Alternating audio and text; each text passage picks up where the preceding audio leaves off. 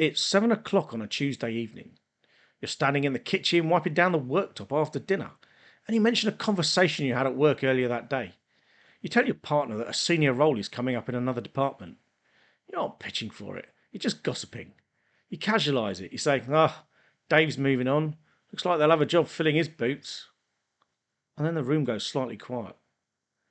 Your partner stops what she's doing, looks at you over the top of her reading glasses, and says, "You should put your hat in for that. You're twice as good as Dave." You try to laugh it off. You say you don't need the aggravation, that you're happy where you are. But she doesn't drop it. She lists your achievements. She reminds you of what you used to handle 10 years ago. And as you stand there holding a damp dishcloth, you feel a very specific weight dropping to your stomach. You realise that what you see as contentment, the person who shares your life sees as a lack of appetite. You think you've finally settled. She thinks you've stopped moving. And suddenly your home doesn't feel like the place where you get to take your armour off anymore. It feels like a place where you're being asked why you aren't back out there. We don't talk about this because it feels incredibly ungrateful. You have a good life. The mortgage is manageable, the kids are mostly sorted, and you've done over 30 years of heavy lifting to get here. You feel like you've earned the right to cruise a little bit.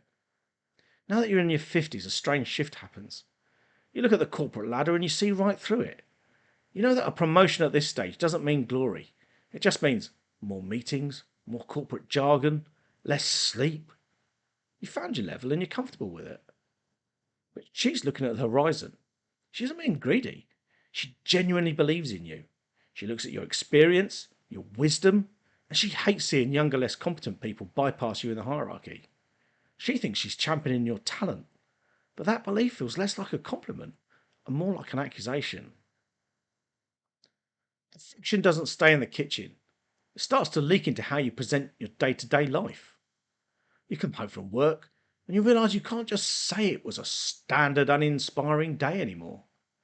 If you admit that you just ticked the boxes, took a long lunch, had an easy afternoon, you see that tiny flicker of disappointment in her eyes.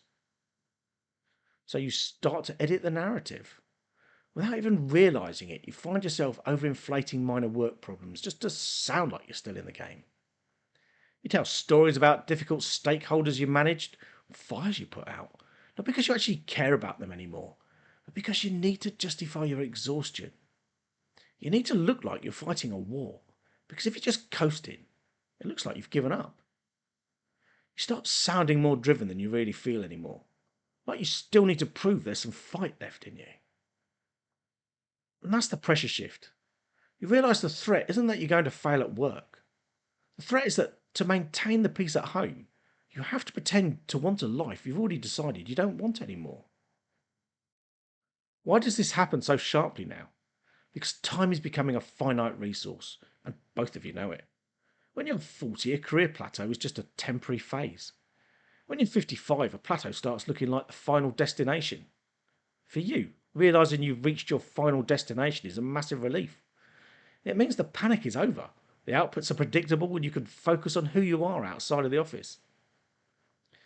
But for your partner, watching you settle can look like you're giving up. She's trying to protect your value, but you're just trying to preserve your sanity.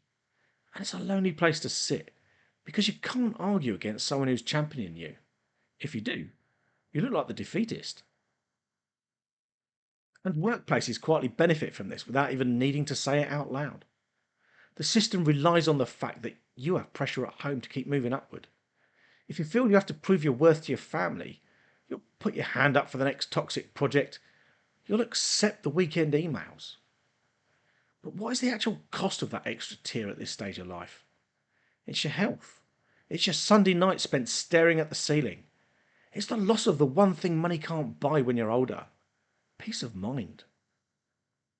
If you take that promotion to satisfy the narrative of the marriage, you aren't working for the company anymore. You're trading actual quality of life to maintain an image. So, how does a person handle that boundary when the goals start to diverge? Most of us don't, not clearly anyway. Instead, we tend to choose one of two quiet paths. We either surrender to the friction, put our heads down and take the promotion we didn't want, submitting ourselves to another 5 years of pressure just to keep the peace at the kitchen table. We trade our actual health for a title that will be wiped off the company database 48 hours after we eventually leave. Or we do the other thing. We stay exactly where we are, but we carry a lingering unsaid resentment. We sit in the lounge on a Sunday evening, looking across at the person who has shared our life for more than 30 years, and not quite knowing how to explain why the fight has gone out of you. Because enough has become a dirty word.